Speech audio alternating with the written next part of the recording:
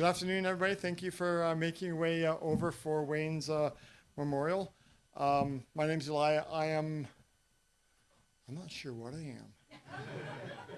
I'm here. I'm a nephew. We'll say I'm a nephew. I'm a nephew. I am a nephew. I'm a nephew. I'm a nephew. So, I'm going to sort of guide you through the process this afternoon. Thank you, everybody, for making time in your day coming out to memorialize Wayne on this nice, beautiful day. We are going to have a couple people speak. Carl, thank you. I wrote it down, but I forgot to get my cell phone out. So Carl's going to come up and give a few words. Then after that, I'm going to give a few words on behalf of his lovely bride, Madeline. And then after that, I believe Jacqueline's going to say a few words, and then we'll open up for anybody else who wishes to speak. So without further ado.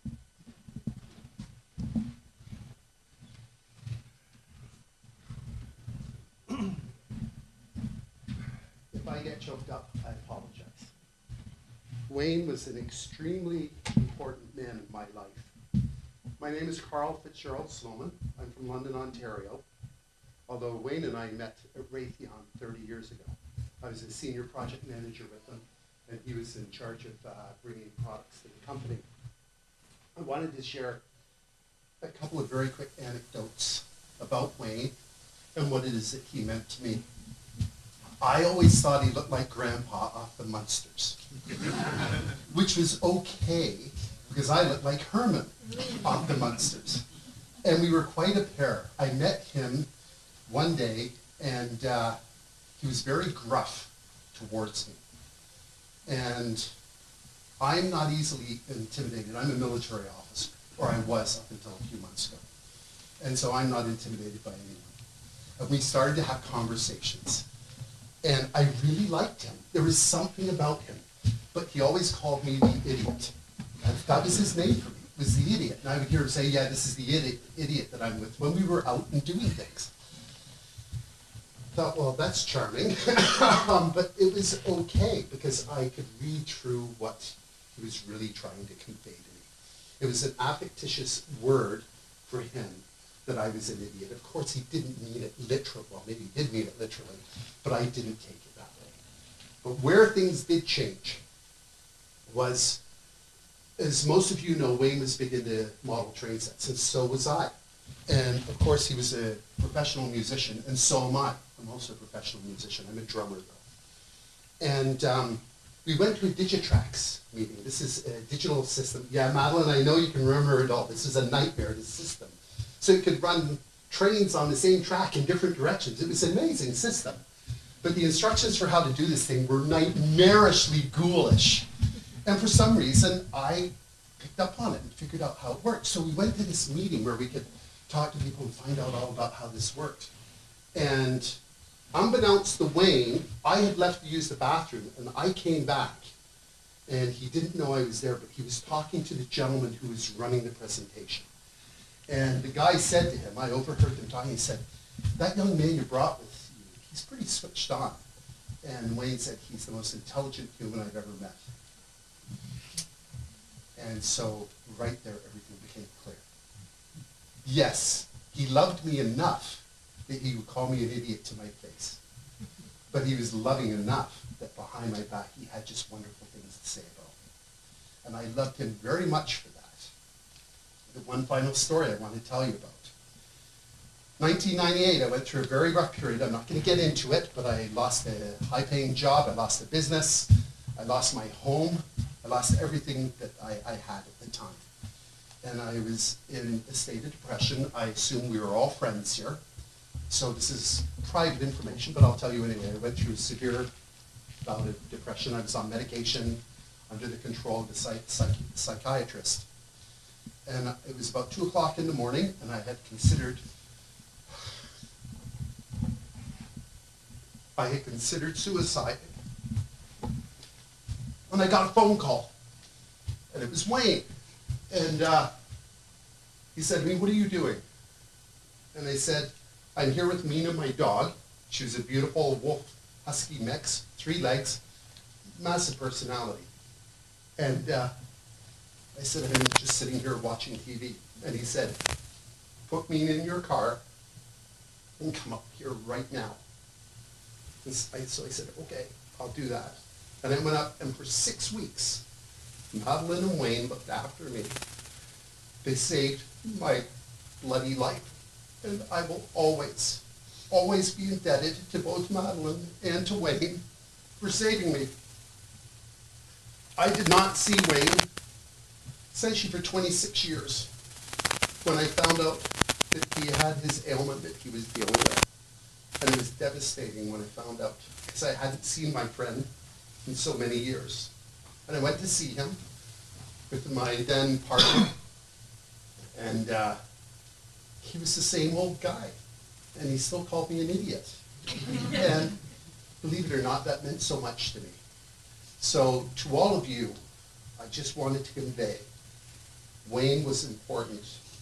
He was a very important man, and I am here today because of what he did. Thank you very much, everyone, and you all have a wonderful day. Thank you.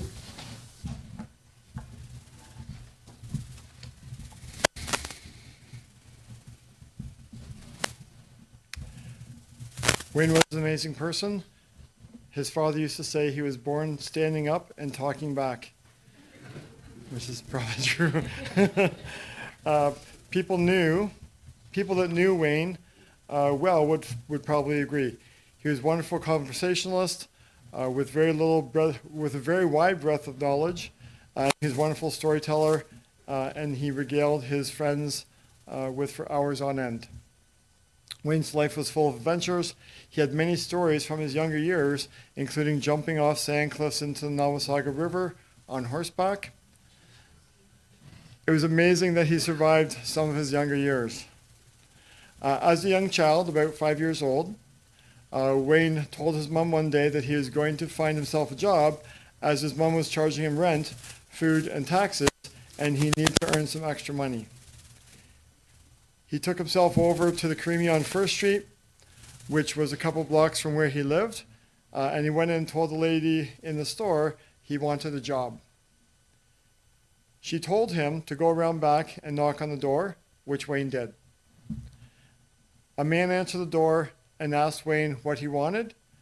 Wayne told him he needed a job. He asked what he could do, and Wayne responded he could do anything. He was told that he was hired and to come back the next day, which Wayne did. He was given a scoop that was probably larger than Wayne, and he was asked to scoop the vats of cream and catch any mice that happened to make their way into the vats. The first day, Wayne didn't have any luck at all. So he came back the next day, in which he again tried. Still no luck. He still couldn't find anything, and the man told him to keep trying, which he did. Lo and behold, he caught a mouse. He kept going back for a few days and eventually caught more mice, 4 mice, earning a total of 20 cents. Wayne discovered decades later that the gentleman had been putting mice in the vats for Wayne to find. Sorry, I didn't see him doing that. And he was so impressed that he had paid Wayne out of his own pocket. Wayne continued with a very strong work ethic for the rest of his life. In grade 11, Wayne started his first band, the Continentals, which you've probably seen some of the slides up here. We've got a number of slides of that, which he continued as the lead guitarist for a number of years. Several years later, Wayne started the Blue Echoes, again playing lead guitar. The Continentals played many gigs in the Collingwood area, including the Mountain View, the Legion, Nancy Villa, Blue Mountain Ski Resort, Talisman Resort, and the Carnivation Resort close to Minden. Eventually, the band disbanded when Wayne was in his late 20s. Wayne attributed the Continental success to Mr. Garbutt, who was a general manager of Collingwood Legion. Mr. Garbett lent Wayne the money to buy and also upgrade the Continental's instruments. The downside was that as the Continentals became more successful, it became more difficult for Mr. Garbett to book them. Wayne felt a deep loyalty towards Mr. Garbett, which he continued to express throughout his life. In high school, in addition to playing with the Continentals on weekends, Wayne also worked part-time at Loblaws in the dairy department, including acting as manager for the dairy department, and he was also on the high school football team. As a young man, Wayne played several engagements with the Blue Echoes on Western Jamboree, hosted by CKVR-TV out of Barrie. Later, the Blue Echoes starred in Polka Party on Saturday afternoons, hosted by CFTO-TV out of Toronto.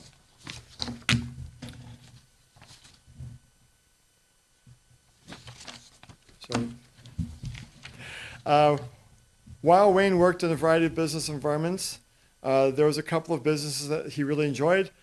First was the Canadian Development Corporation during the 1980s. The Canadian Development Corporation was formed by the Liberal government in partnership with private industry to stimulate the development of Canadian-owned corporations, particularly in the field of natural resources and industry. Wayne worked for several of the industrial corporations until the program was disbanded by the Conservative government when they were elected in the late 80s. A second business Wayne really enjoyed was approximately 10 years he spent with Raytheon Canada during the mid-80s to the late 1990s as materials manager. In addition to his day work, Wayne usually had a part-time job or volunteered with the local hockey community, which meant that he gave guitar lessons and coached several hockey teams in Mississauga. In Wayne's early adult years, he decided that he wanted to invest in real estate. Being a pragmatic person, he started to buy houses, but before long he ran into problems when he tried to hold more than one mortgage in his own name. He then set up an investment corporation called RWP Investments Limited, through which he and several friends could purchase houses. Once he realized that he was spending too much money hiring real estate agents, there was only one solution to this, and it was to become a real estate agent and the real estate broker, and then incorporate his own real estate corporation named All Time Realty, which is licensed under the Real Estate Council of Ontario, and continue on the real estate business for many years. Madeline was pleased when she reviewed Wayne's minute books that everything was in order. Eventually, both corporations were dissolved.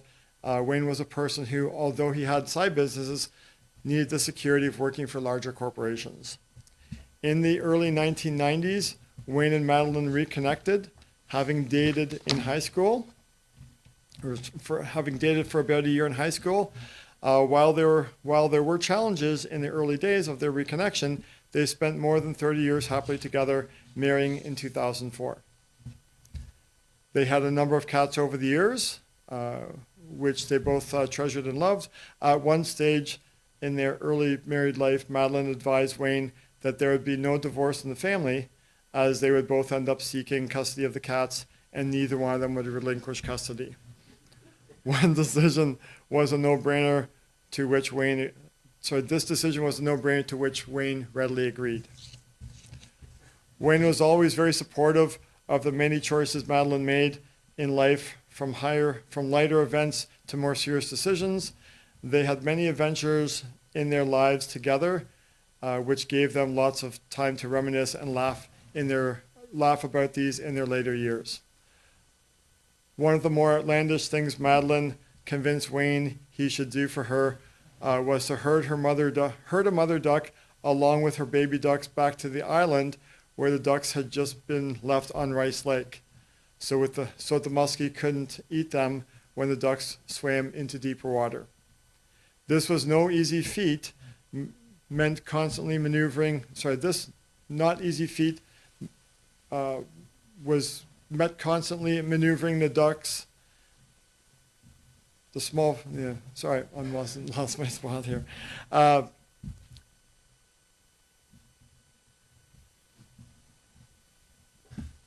Give me 1 second.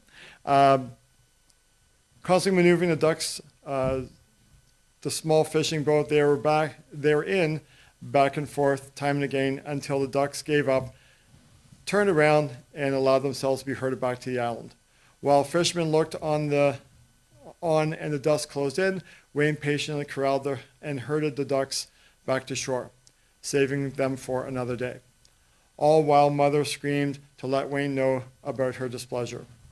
In 1998, Wayne, who is now in his late 50s, found himself out of work as Raytheon downsized their mid-level managers.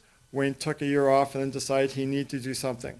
One day, he decided to go into lawn and garden maintenance business. He named his business Green Meadow Services. He faced many challenges at home and with his business plan, and over the course of the next 3 years, eventually built his business up to the position to buy equipment needed to successfully carry on his business. He added snow removal as well. Wayne cared for people's properties as though they were his own.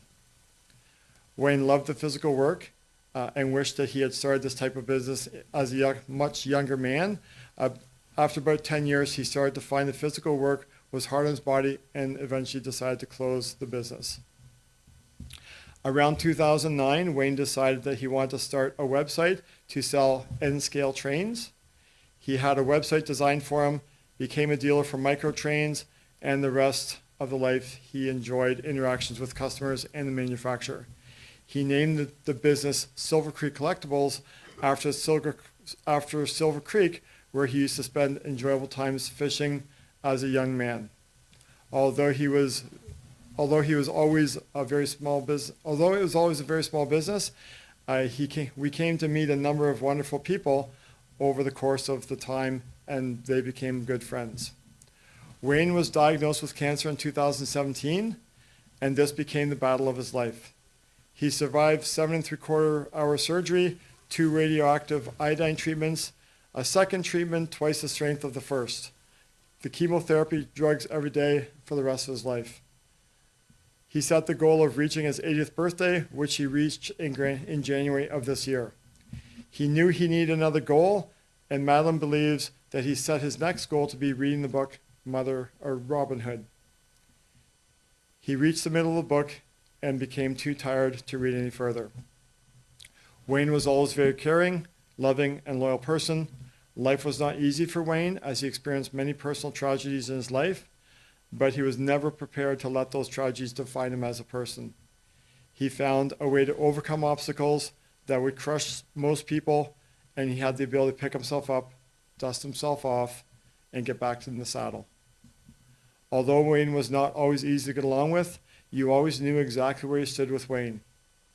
Wherever he is, he will become an expert in his most recent interests, and he will treat everyone as though they're the most important person in his life.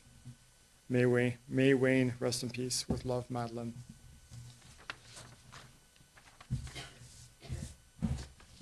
And then now, Jacqueline. Yep, Jacqueline will be up to speak.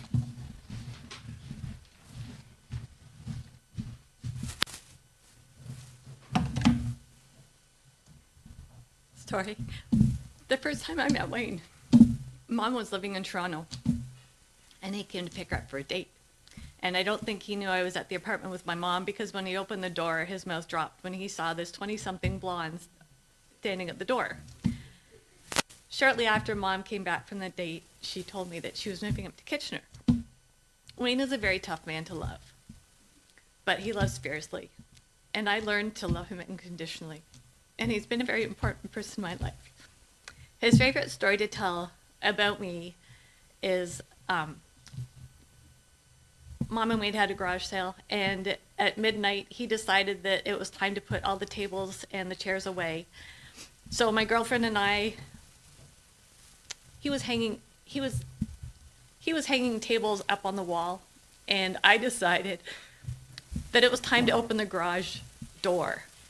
And he's trying to hang the table, and at the same time the door is coming towards him, and Mom's trying to hold him on the up on the ladder, and he's grabbing onto the door as it's.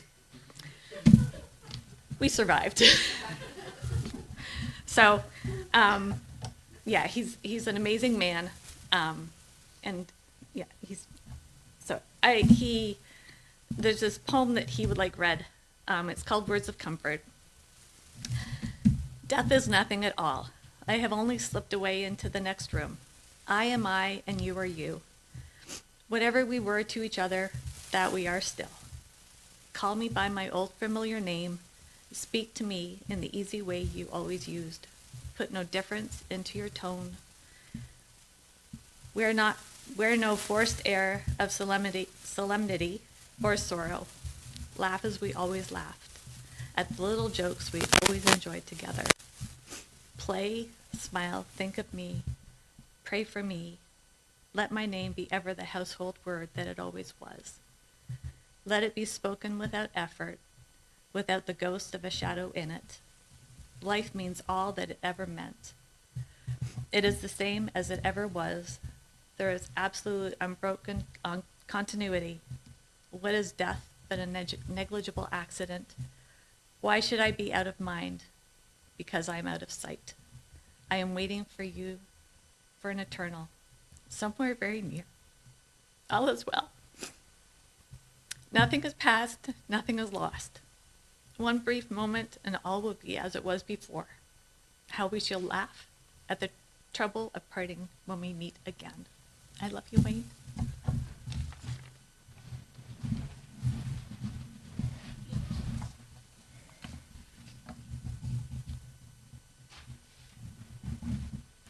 Would anyone else like to speak?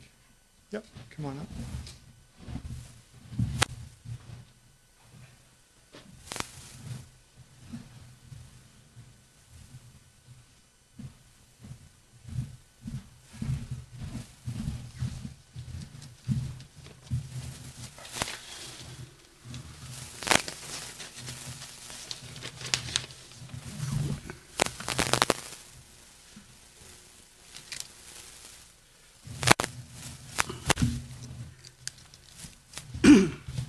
In case you don't know, I'm Wayne Stubbington. I've known Wayne since I was 4 and he was 5 in kindergarten. Wayne and I have known each other and been good friends for 75 years as of September this year. We met at kindergarten at King George School in Collingwood. After the end of the school year, I moved to the other side of the town and went to a new school, Connaught Public School.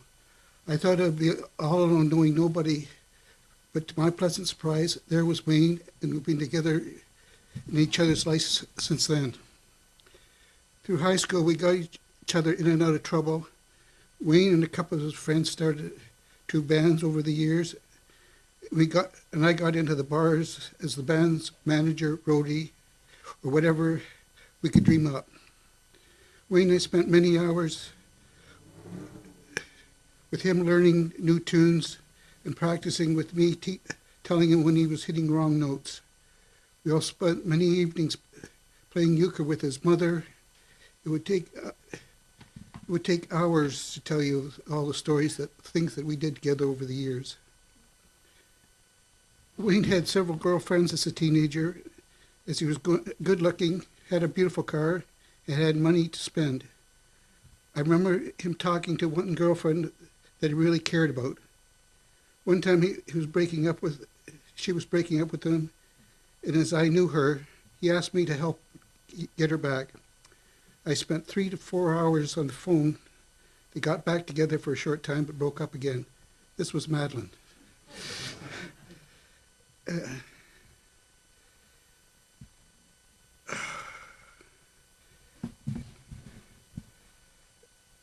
Sorry, I lost my place. Wayne had many girlfriends after that over the years, but never forgot her. Many years after, seemed like a lifetime, our high school had a school reunion. I was going, but Wayne wasn't. He asked if Madeline was there, would I ask her if she would be interested in meeting for dinner sometime. She was. They did. And they rekindled their affection and ended up being married again. Wayne and I kept in touch after school. even though we went different ways in his early 20s. He loved his rum. He got drunk. We got drunk several times, one of which resulted in him and Paul Jernowitz getting kicked out of their apartment after a bowl of popcorn got spilled down the stairs in the house they were living in. Sometime later, Wayne quit drinking, and as far as I know, he never touched again. This shows how strong his resolve was when he made up his mind to do something. Wayne always wanted to keep busy and do a good job at whatever he was doing. Over the years, he had several jobs in different industries. In the early years, he worked with a border broker, and in the latter years, he worked with Raytheon in production and purchasing. When he retired, started his own business. When landscaping became too much, he started a company selling microtrains. This is being told by others. In the last few years, we would get together for dinner and several rounds of euchre. The cards games, it was the boys against the girls, which was unfair in the same way as Wayne and I had been playing euchre together since we were teenagers and could almost know what the other had in his hand by just looking at each other. Lorraine, my wife, would drive him crazy because, according to Wayne, she didn't play the way he thought the proper way. We had many good laughs and enjoyed our times together. Wayne and I saw each other through many things other than school and childhood. We saw each other through painful and happy times. We both went through a marriage, 2 children, divorce, and a second marriage. During the 25 years friendship, we've always been there for each other. He is my brother from another mother. I'm going to miss you, brother. At best, for farewell. Thank you.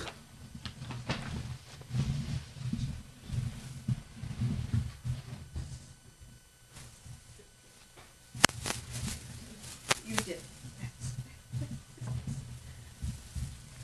Would anybody else like to speak?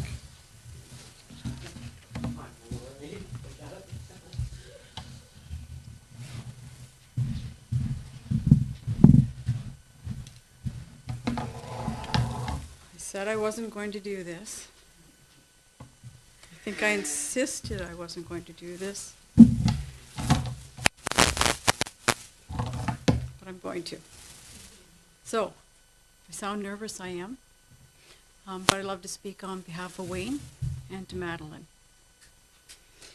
So first of all, I want you to know that I'm the neighbor. For those of you who don't know, the neighbor was not a nice person to Wayne. And he used to call me the witch of Burnaby Street. I thought that I was the only one that was the witch of Burnaby Street. But lo and behold, did I find out that Madeline was one as well, and Jacqueline was another one when she came down to visit. So there were 3 of us. So I then knew that that meant that was a term of endearment, and that Wayne must have loved me somewhat. I knew Wayne for over 30 years. I lived beside him. I'm going to talk just a little bit about what I saw his personality traits were like. He had a personality which was a heart of gold.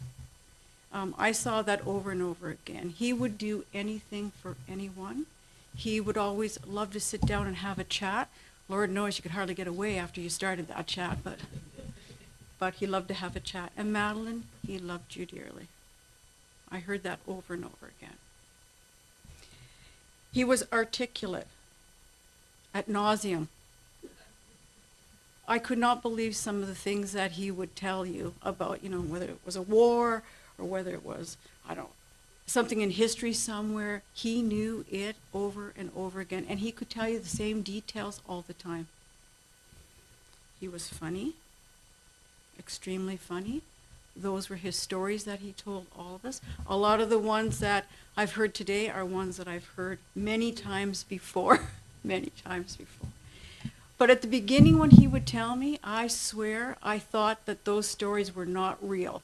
I thought He's just a storyteller. But I learned over time that he wasn't just a storyteller. They were real, and he could tell the same details every time.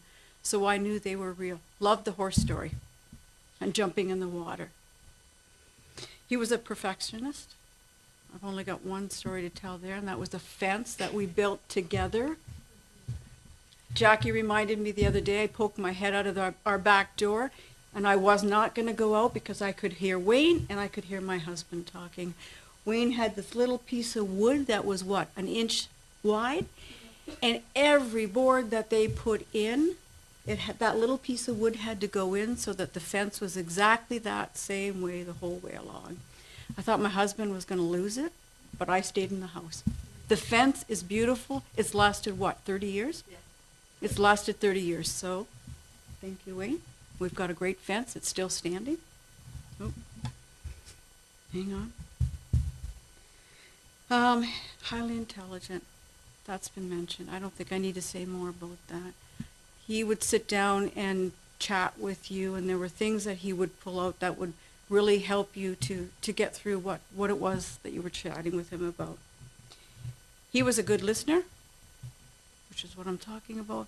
Very strong-willed, but I was kind of strong-willed as well. So we used to battle a little bit, which was fun. We used to tease him a lot. The last thing the story that I want to tell about Wayne and myself, and I'll put my granddaughter in there as well. Madeline was coming up here to have a visit for a weekend, and I used to, pop in and pop out, make sure Wayne was okay, that he was fed, there was nothing that he needed, all was good. So I had my granddaughter, and we were going to go do some grocery shopping. So off we went. Wayne wanted hot dogs for supper. That was cool. That was good, nice and easy. I picked up the hot dogs, and my granddaughter says to me, "Grandma, those are hot ones." I said, "No, they're not, Leah." I said, "It's the same coloring as the original, the packages." I didn't have my glasses on. So I brought them home. I cooked them, took Wayne over his supper, went back, gave my grandchildren their supper, and my grandson says to me, "Grandma, these are really hot." I never booted it out my house so fast to get over to Wayne's and grab the food away from him as he was choking on the hot dogs. I'm telling you, almost his last day, he would remind me every time that I went over there about those hot dogs that I fed him, and he was convinced that I was trying to kill him. Anyways, that's my story. Thank you.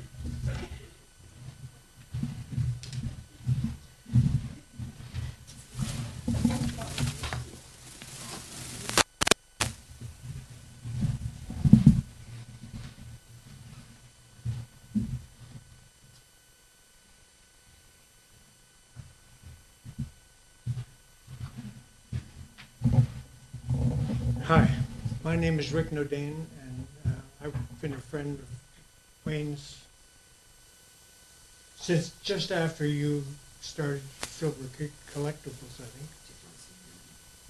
Pardon me? 2009. Yeah. And I don't know how I came across it. I think somebody told me about it, and I contacted Silver Creek Collectibles, and I got hold of Wayne. And at that time I was going up to Kitchener quite often, so I stopped in, and we sat down at the big dining room table, sort of like a boardroom almost, and we started a conversation about different things, and I belonged to the Burlington Model Railway Club. And I was in the N-scale division, and that was magic to him, because he loved N-scale. But as the conversation progressed, it somehow got around to HO scale as well. And he said, in my travels, I think with Raytheon or whatever, he would go shopping and find hobby shops that were closing down or whatnot and picking up whatever he can in bulk buys. And he said, I've got a lot of HO locomotives. So what can you do? I said, well, you know, maybe I can get some of these guys to take them. They were steam locomotives, so I did. And we sold them, and it just continued on and on from there. We had conversations on the phone quite often, just to pass the time, and we had great conversations.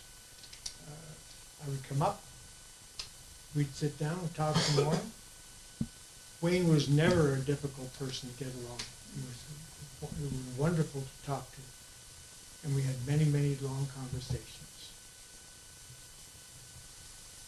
He got sick. He had so many things go wrong with him that it was unbelievable. I couldn't believe how somebody could survive some of the things. He was always getting kidney stones. He rattled. He had so many of them. And then he had his heart developed problems too with calcium in the arteries. And he told me one time, he said, they had to go and drill it. And he said, they were drilling his heart and they noticed it went at a right angle and they had to come out and do it a different way. And he said, so he was lucky to survive all of that. And then he developed the cancer. And he was so positive. He was so strong that it was absolutely amazing. I've never met a man, anyone, that was so in love with life and who fought so hard for both his family and for himself to keep going. I used to say, you know, you take each day at a time, and I said, now you got to go to this date. We're gonna celebrate that holiday, and then we're going to celebrate the next holiday. And sure enough, he did. So when he didn't have any breath, then I took over. And he listened. That was fine. But Madeline, it was such a pleasure knowing him, and I'm going to miss him very much. I know you are too. He was an absolutely beautiful man. Love you. Thank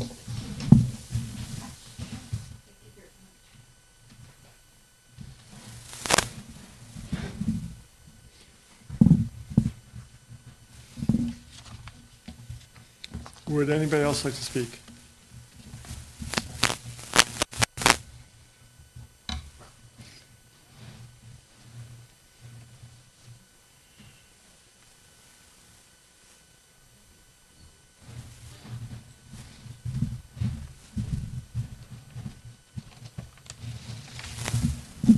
Hello, my name is Nora McCaffrey, Madeline's sister-in-law, John's wife.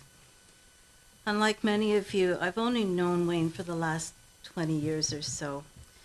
Nevertheless, in our last few visits to their home in Kitchener, Wayne made sure to catch me up on some of his early days with Madeline. By this I mean their very, very early days, like when they were teenagers in Collingwood. While Madeline was busy making dinner that night, Wayne recounted some of those memories. In particular, he expressed how he was left nearly penniless, yet awestruck by Madeline's unparalleled fondness for ice cream sodas. Their lives since then took on more divergent paths for some time, but eventually time brought them back together again. I think it is a testament to fate and to their love that they found each other once more after so much time apart. And I do believe that it is the strength of this love that sustained Wayne through all his hardship, his pain, and his struggles in more recent years. Madeline, moving forward, we wish you peace and comfort in your heart. And in the days and years to come, you will feel sorrow for your loss. But don't forget to also rejoice in the love and happiness that you found in your life with Wayne.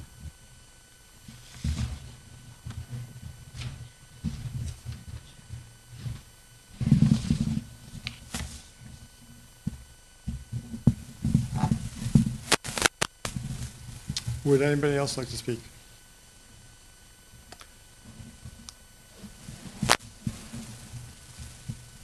Thank you for taking your time out of your busy lives and joining us in celebrating Wayne's life. We hope that sharing stories and hearing about Wayne, we will all leave here today with a smile on our face and a better understanding of who Wayne was as a person. The music that we're listening to today and this afternoon was played by Wayne. He was playing the lead guitar. While we know he was playing, we just don't know when he was playing or where it was or how the recordings were made. Wayne played guitar for approximately 65 years. As an older child, his mother sent him for guitar lessons with Mr. Allen, a local guitar teacher. As was typical with Wayne throughout his life, within a couple of months, Wayne knew more about playing guitar than his teacher. Mr. Allen suggested to his mother that she was wasting her money as there was nothing further that he could teach Wayne, and that at this stage, he, Mr. Allen, was learning more from Wayne than Wayne was from him. Wayne looked for ways to improve his guitar playing, usually through embellishment of the music. While adults appreciated the music played to which they danced, he found that younger and teenage crowds didn't appreciate it. They wanted to hear the music played strictly as the first written by the artist. Although Wayne retired from playing professionally in his late 20s, he would continue to sit down periodically and play for Madeline and other family members, who were always more than appreciative audience. Wayne appreciated his musical talent, Madeline appreciated Wayne's musical talent and was more than happy to listen to the all-night sessions with Wayne playing his guitar.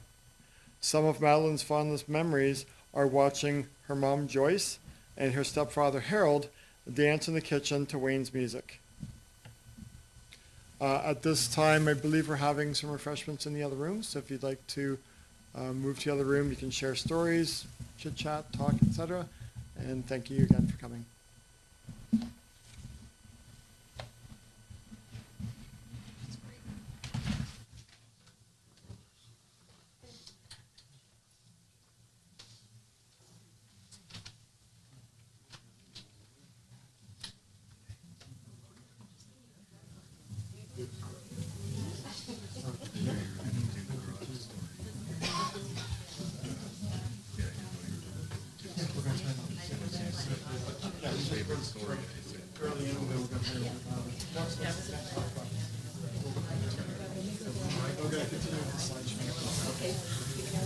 I didn't ask.